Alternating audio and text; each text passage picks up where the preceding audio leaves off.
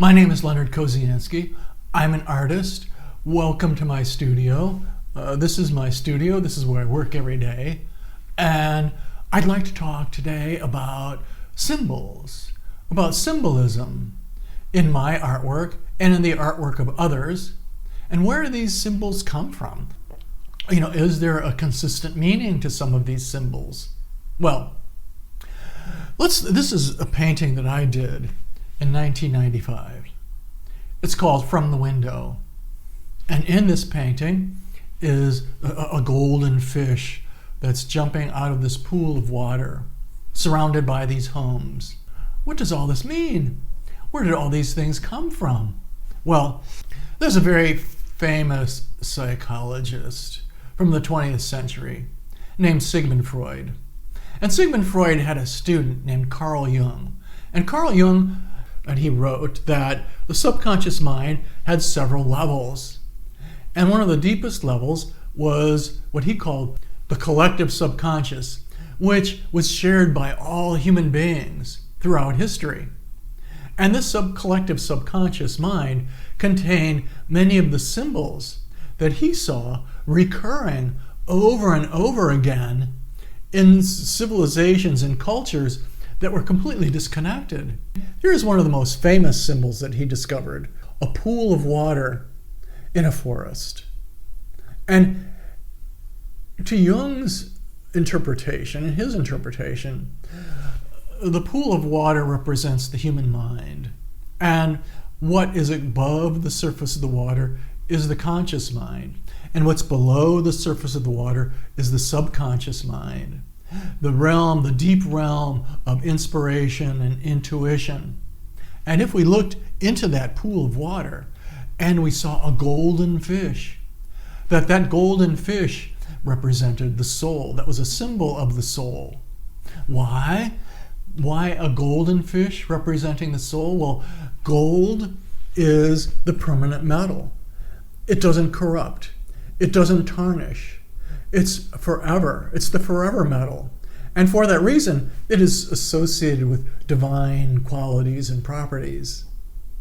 And when we see a golden fish, now, not a goldfish, not a carp, but, this golden metal fish swimming in this pool of water, that represents the soul. Because our bodies will deteriorate, we will die, but our souls will endure. Our souls are forever. And even in our own culture today, we see this picture of these wedding rings. When we take wedding vows, those are permanent vows. We, two very corruptible, flawed human beings vow to live with each other as man and wife forever, till death do us part. And the gold ring symbolizes that forever quality of that wedding vow. And gold represents that sort of forever quality to our wedding vows. And in Egyptian culture, ancient Egyptian culture, in the year 1323 BC, when King Tut died, he was given this gold death mask that he was to wear into the afterlife, because he was now a god and he would live forever in the afterlife with this gold, this permanent gold mask. And that mask represented the permanence of his presence in the afterlife, the enduring eternal nature of his life in the afterlife. And when this mask was discovered 3,000 years later, it was as fresh as the day it was made, because it's made out of gold, and gold is the permanent metal. 2,500 years later, 2,500 years later, in 1280, the Italian artist Cimabue, when making this panel painting of the enthroned Madonna and Child, surrounded by angels, he used gold to let us know that they were in heaven. Heaven was the eternal place, the forever place. And here they are enthroned in heaven, and he's using real gold in the background of the painting and in the halos. he's using gold leaf, and that is very thin sheets of gold applied to a panel. And it gives it a shiny gold character because it looks like gold metal. And here's an example. Here's a picture of gold leaf being applied to a frame. And thin layers of gold are applied, and they're burnished with an agate burnisher, and it ends up looking like gold. I had to do it as an art student, and it really does look like gold when it's finished. And here's a painting by Hans Memling, and this is from 1470.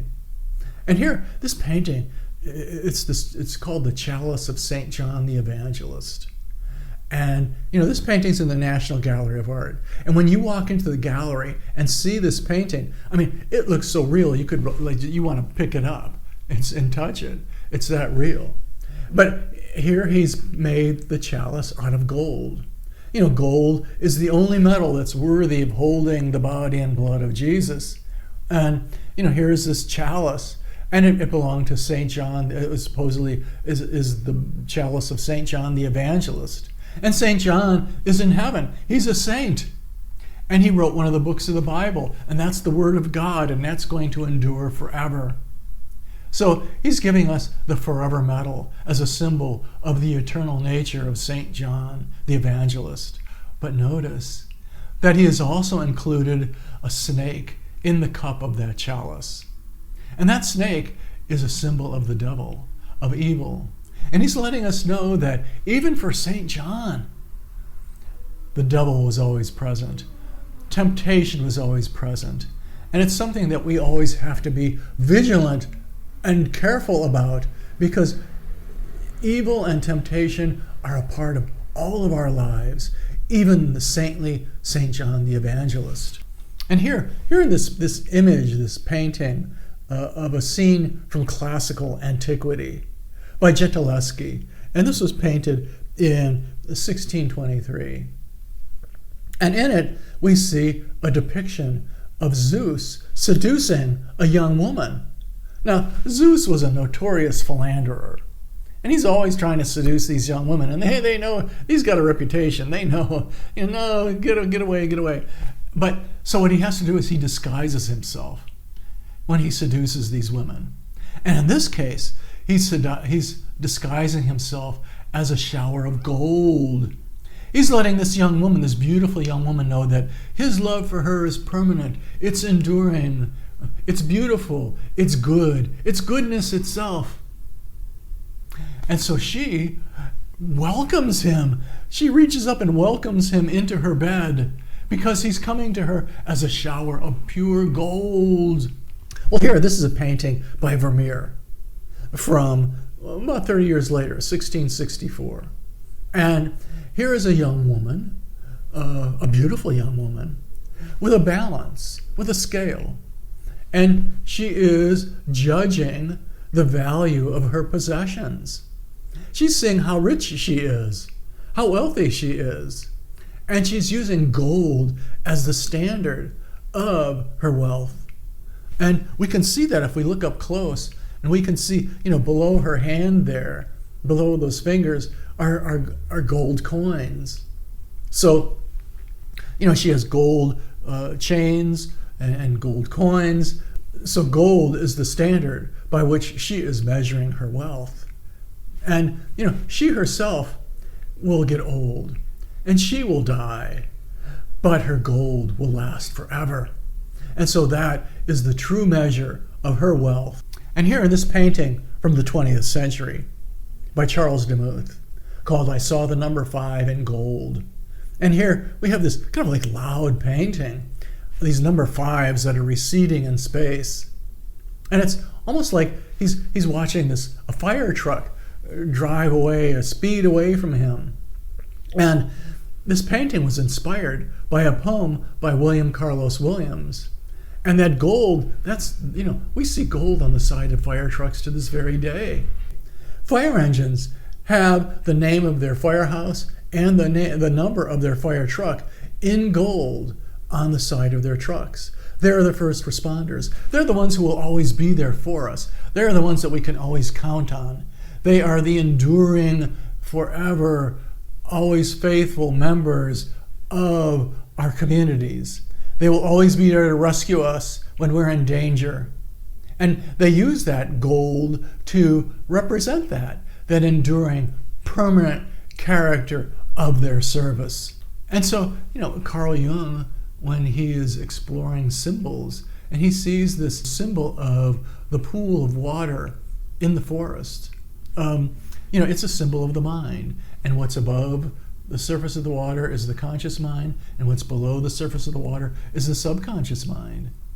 And if we see a golden fish below the surface of the water, to Jung, that represented the soul.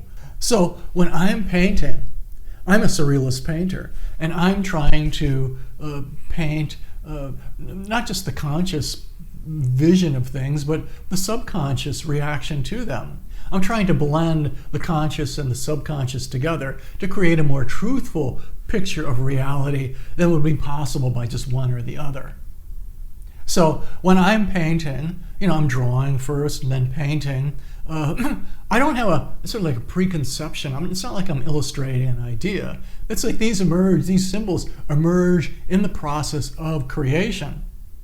And so here is this fish leaping out, this golden fish leaping out of this pool of water.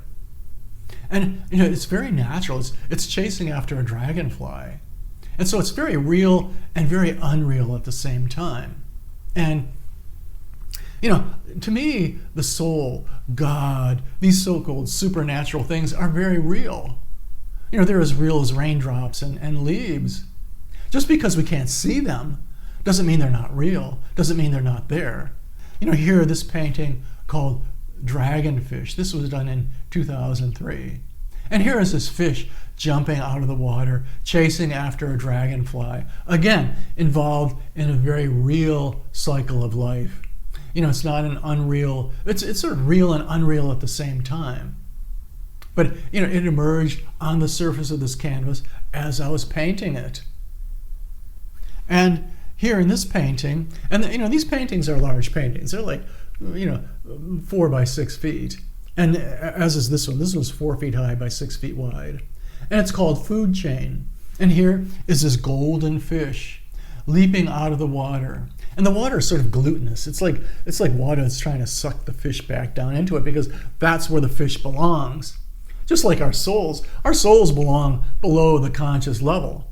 Sometimes our souls emerge and they seem to be part of our conscious life. Like when we fall in love and we feel that our soul has merged with our beloved's soul. And so there are times when the soul does seem to emerge into our conscious world. But if it was there all the time, it'd probably drive us a little crazy. So in this painting, here, the soul leaping into the conscious world, into the conscious mind, coming from under the depths of the water into the above the world, the conscious world. And it's sort of like my paintings. I'm pulling these symbols, I'm allowing these symbols, these things to leap out of my subconscious mind into the conscious world of the creation of a painting, of a canvas. And so that's sort of what a surrealist does, is they allow that subconscious to enter the conscious world. And that's what I'm allowing to have happen in this painting. And that's symbolized by that fish leaping out from under the water into the above water, into the conscious realm, as part of the cycle of life, as a very real part of the cycle of life. And so that symbol, that fish, is both very real and very unreal at the same time. Well, thank you for letting me talk to you about symbols and symbolism in the work of my artwork and in the artwork of others. If you like this video, be sure to subscribe, like, and share. And don't forget to ring the bell.